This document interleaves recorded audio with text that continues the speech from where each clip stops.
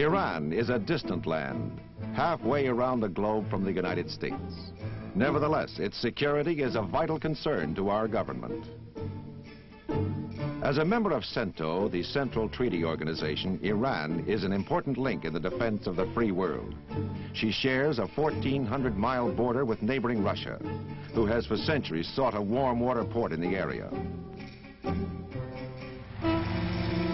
Although Iran has a fine army with a good morale and high level of training, she would require immediate assistance from her allies in case of invasion by numerically superior forces.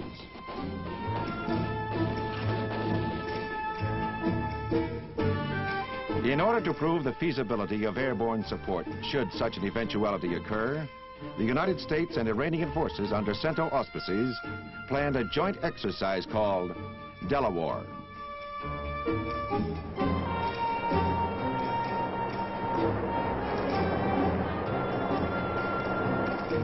This successful, far-reaching exercise is the first of its kind on this scale.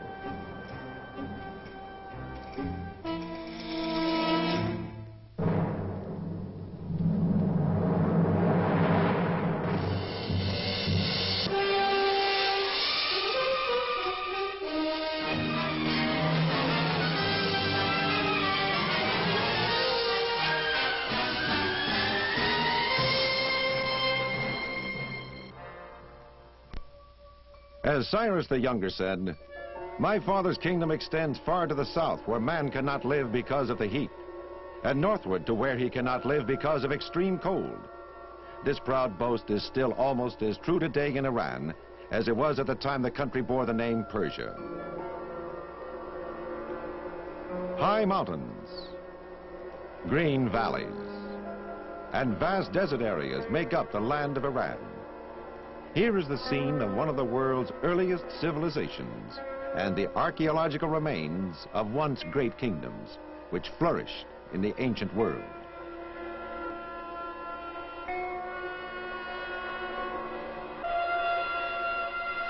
In ancient times, even as today, Iran's strategic position has tempted invaders and covetous neighbors. During recent years, Iran's armed forces have been supplied and trained by the United States as a rampart of the freedom-loving world.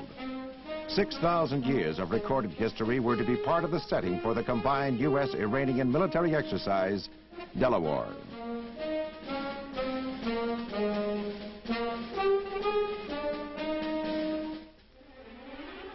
The planning nerve center for the United States portion of Exercise Delawar was located at MacDill Air Force Base, Florida.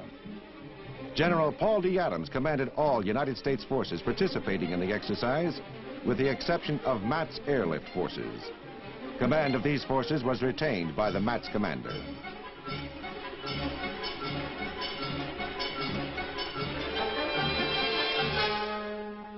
At Cannon Air Force Base in New Mexico, fighter pilots were briefed on their tactical support mission. 2 squadrons of F-100 Super Sabres were assigned to the Delawar operation. 88 United States base transports provided the airlift requirements necessary to move an airborne brigade 8,000 miles to its destination.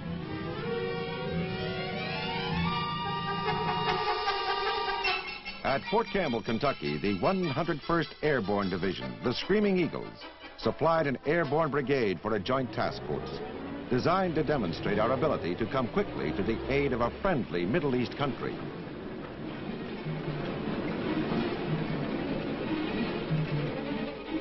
Delawar is a Persian word meaning courageous, for which the fighting men of the 101st are famous. MATS, the Military Air Transport Service, airlifted a reinforced brigade from Fort Campbell to Iran. In addition, 550 tons of cargo were transported in order to equip and supply the approximately 2,300 airborne troops involved in the exercise.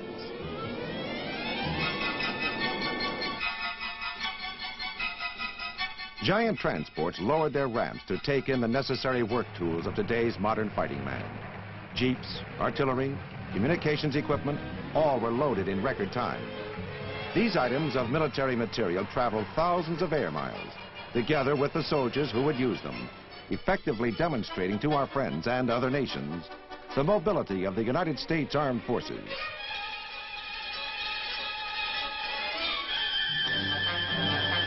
Also present at all times during the Delawar exercise was the supersonic firepower of the supporting tactical fighters.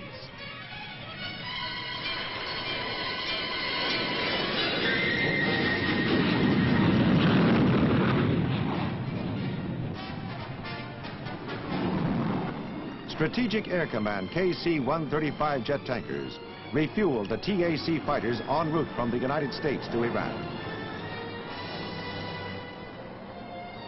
Incirlik, a base of CENTO member Turkey, was the first stop for the battle group on their global trek. At Incirlik Air Base, elements of the Delawar operation awaited the D-Day go order.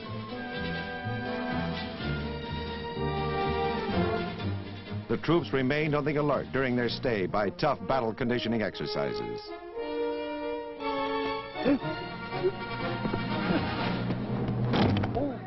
Of course, like soldiers everywhere, time was found for that moment of relaxation and a chance to nourish the inner man.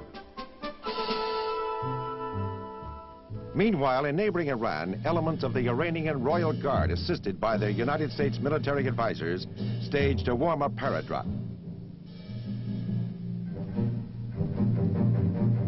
Iranian flight crews and airborne officers went over the operation plan and pinpointed the drop zone area.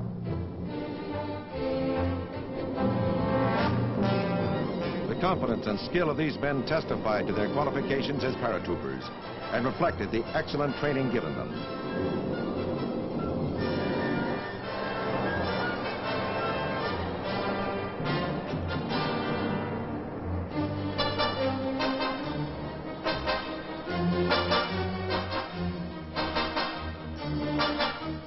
Now, all was in readiness for the exercise itself. On D-Day, the Airborne Brigade took off from Incirlik. Flying through the narrow corridor between Turkey and northwest Iran, the brigade then conducted a parachute assault near Dezful. Later during D-Day, a Navy force conducted an amphibious assault on Karg Island in the Persian Gulf. Both the airborne and amphibious assaults were supported by jet fighters. In Iran, Exercise Delawar's nerve center was Vadati Air Base. Among the first to land at Vadati were transport carrying the Joint Task Force staff.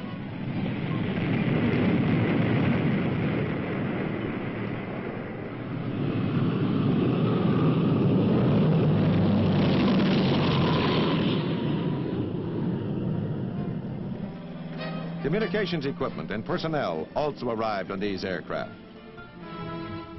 Setting up their gear with the speed and skill that come only from long hours of training, a communications network was soon established.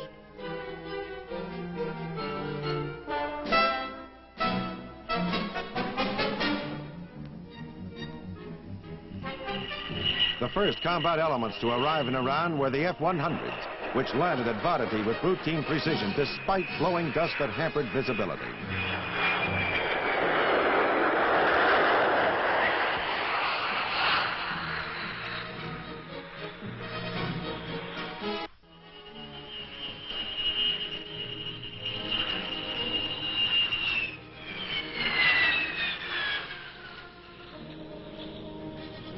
United States and Iranian Air Force officers were on hand to observe the landings. Also on hand for the big picture was Sergeant Major Donald Cosgrove. We're down on the flight line here at Vadati Air Force Base, and while we have some time prior to the massive airdrop taking place, we're going to speak to a couple of the military personnel involved in Exercise Delawar. One of the most interesting things about this exercise is that for every American participating, he has his Iranian counterpart. In just a few moments, this F-86 fighter jet behind me will be taking off as a part of the air cover for the airdrop. And I have standing to my right a second lieutenant jet pilot of the Imperial Iranian Air Force. This is Second Lieutenant Hijazi. And Lieutenant Hijazi, I would like to ask you now how you feel about being able to take part in an exercise with American pilots. Well, I'd like very much to take this exercise and I think this flight with the American will bring me some memory from my flying time in the United States. And where did you do your flying, sir, in the United States? Well, I got my primary and basic training out of Reese Air Force Base, Lubbock, Texas, and my gunnery training out of Nellis Air Force Base, Las Vegas, Nevada. Lieutenant, I must say I noticed one thing about you. You speak very good English. Did you have to take any language training? I got about 4 months of language training out of Lackland Air Force Base, San Antonio, Texas. And now we'll have a few words with the gentleman to my left. This is Major Stallings. And Major Stallings, how do you like being here halfway around the world taking part in Exercise Delawar? Well, Sergeant, it's a real fine opportunity for me because one of the jet pilots in the Lieutenant Squadron is an old student of mine from the United States. On D-Day, just before H hour of the first airdrop in Exercise Delawar, His Imperial Majesty Reza Shah Pahlavi arrived at the reviewing stand with his staff and aides.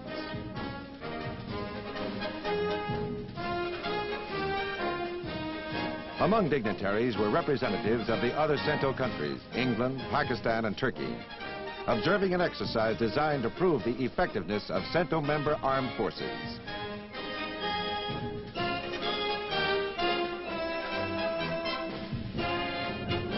At exactly H hour, the first wave of planes was seen over the drop zone.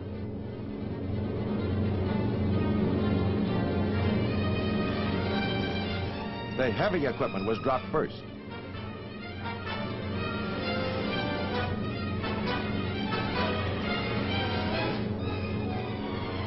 Then paratroopers of the 101st jumped into the desert some 9 miles north of the Iranian city of Dezful. With perfect military precision, the clusters of chutes filled the sky in this first jump of the 3-day Delawar exercise. Once on the ground, the soldiers scrambled for their equipment, regrouped, and later joined their Iranian comrades in arms holding a line to the north.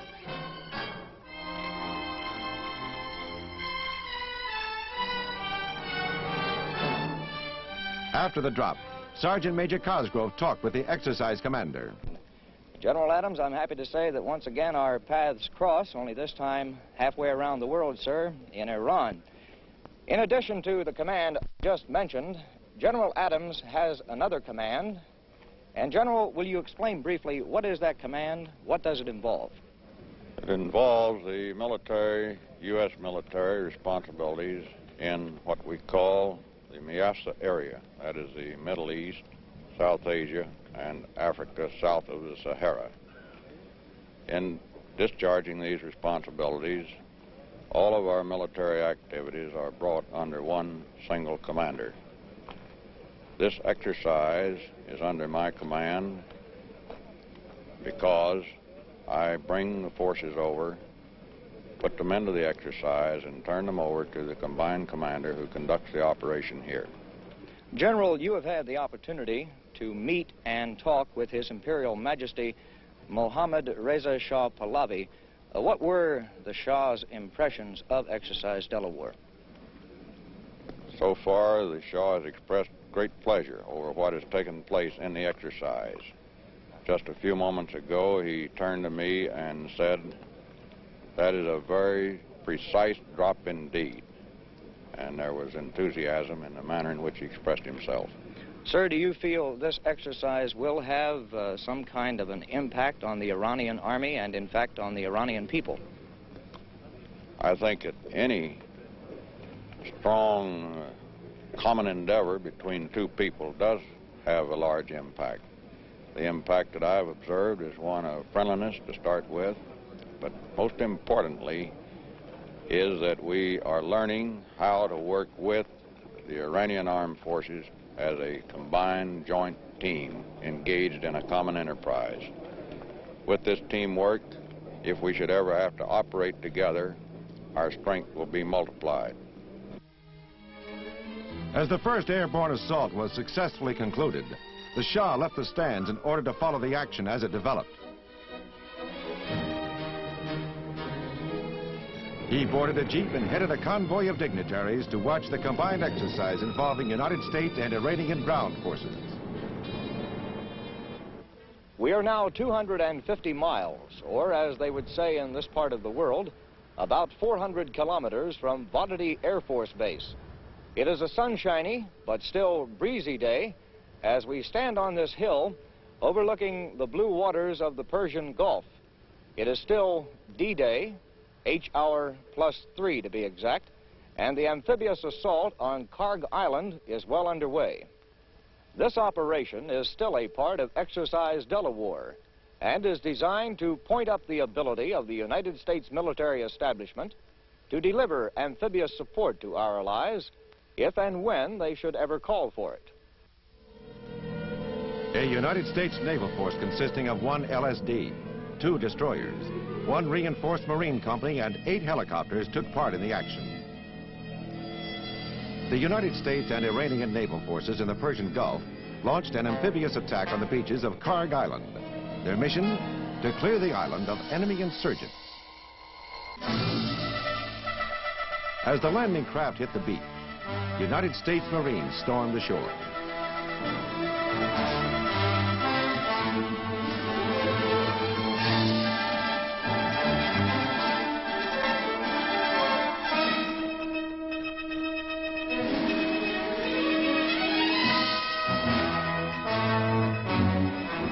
Other Marines were airlifted by helicopters. The choppers contributed their share to the success of the operation.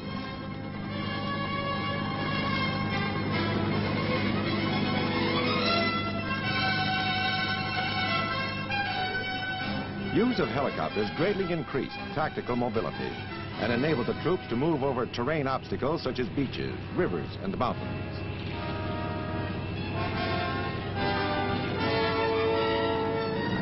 Heavy equipment was transported in a similar manner.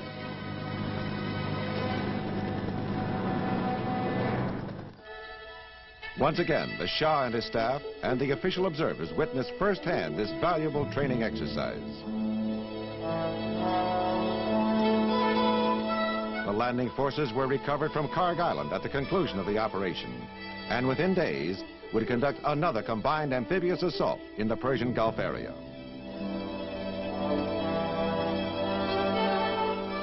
It is now D-Day +2 of Exercise Delawar, and we have returned to the western desert area of Iran. This is Captain Paul Weinman, United States Army Airborne Special Forces Advisor to the Imperial Iranian Army, speaking to you from Drop Zone Hawk, located somewhere in western Iran. I have just parachuted from an American Air Force C-130 aircraft with a Pathfinder, or, as the Air Force says, a combat control team, onto this DZ, onto DZ Hawk, for the purposes of laying communications and navigational aids for 6 American C-130 aircraft, which within a few moments will be approaching from this direction, carrying 2 companies, an American company from the 101st Airborne Division and an Iranian airborne company from His Majesty's Imperial Guard. Now, these 2 companies, in just a matter of moments, will jump here, will move out into assembly areas and move up to reinforced Task Force Reza, which is part of Exercise Delawar, presently going on here in Iran. 1 United States and 1 Iranian company of airborne troops demonstrated the combat readiness of the United States and Imperial Armed Forces in a highly mobile combined operation.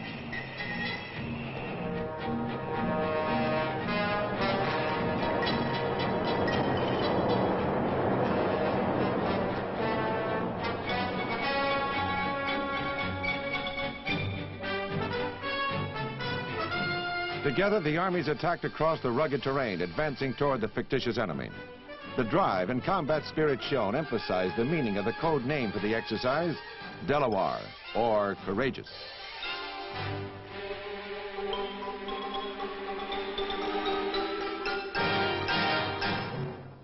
Sergeant Major Cosgrove talked with one of the helicopter pilots.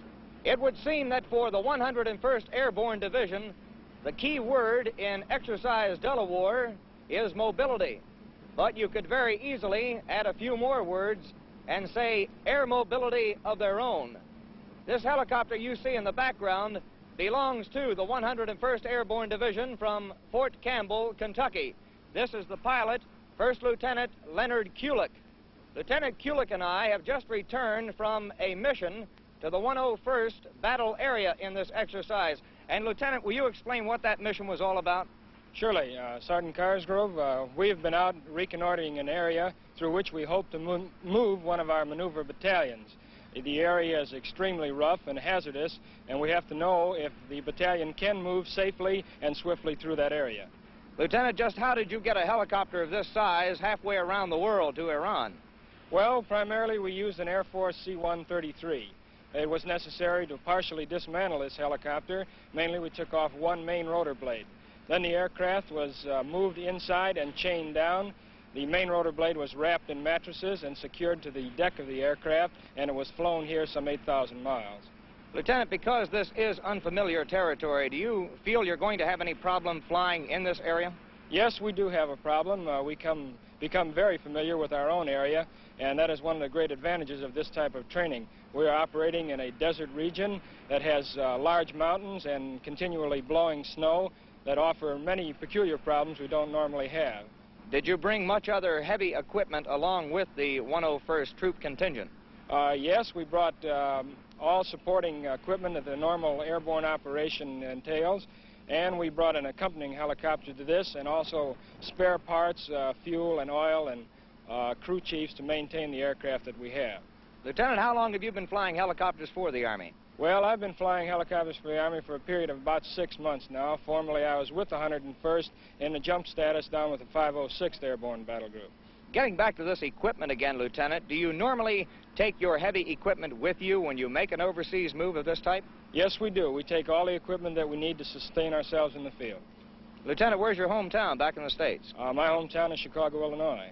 Well, I want to thank you very much for a very pleasant ride today, and also thank you for the use of this flight jacket. Thank you very much, sir. Welcome.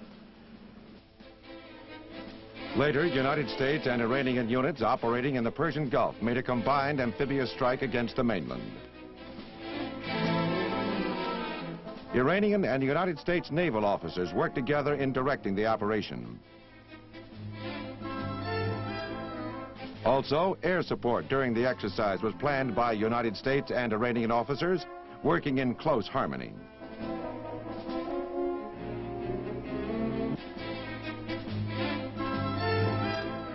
United States F-100s took off in heavy dust for a ground support mission.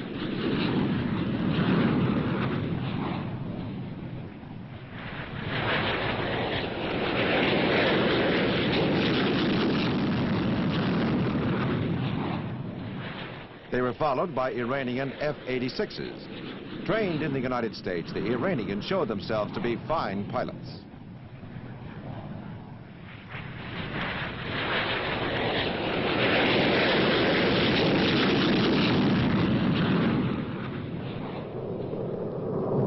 The Iranian pilots spotted their targets and peeled off for the attack.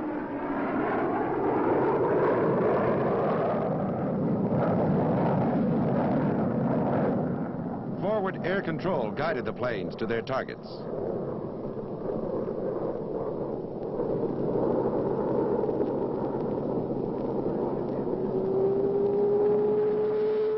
American F-100 strafed enemy positions on the final objective.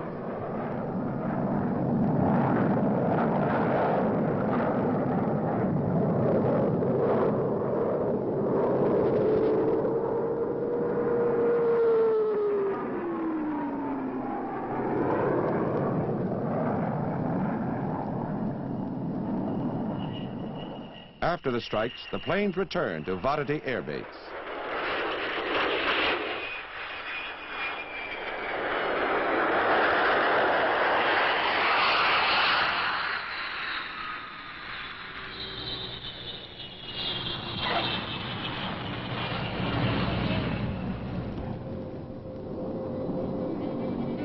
The final objective seized, United States troops and aircraft assembled at Vadati for the long trip back to the United States. Redeployment began at once, for the element of speed was important to the United States Armed Forces. Despite the unabating dust, the giant planes started to airlift men and equipment back to the United States safely and on schedule.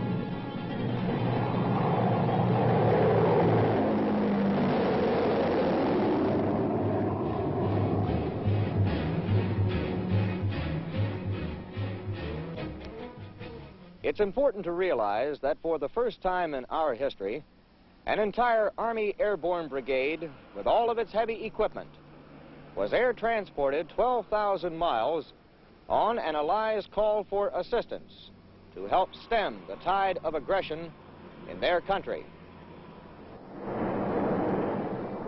United States military officials have devoted considerable effort to the evaluation of Exercise Delawar and its contributions to the defense of the free world.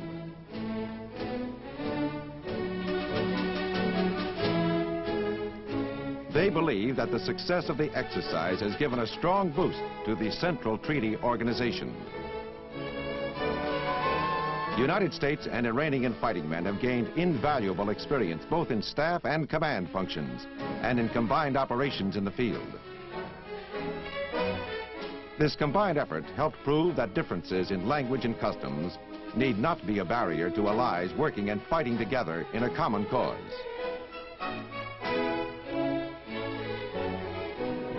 Moreover, the exercise demonstrated that joint operating procedures enhanced the combat power of Allied forces.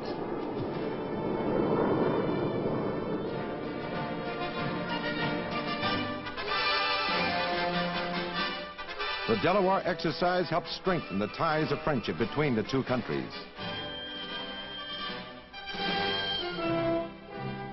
As for the United States Armed Forces, Exercise Delawar has furnished evidence of the effectiveness of the Joint Task Force concept, with its emphasis on teamwork among the Army, Navy, and Air Force. It is another demonstration of the ability of the United States Armed Forces to react swiftly to a call for help and to dispatch a strong, mobile fighting force to any part of the world in a matter of hours. We've shown you the planning, weapons, and materials that made this three-day exercise possible. But the spirit of close cooperation between the participating soldiers of both countries was the true significance of Exercise Delawar. Valati Air Force Base, Iran, halfway around the world in the cause of freedom. This is Sergeant Major Donald Cosgrove, United States Army, saying goodbye from Iran for this week's issue of The Big Picture.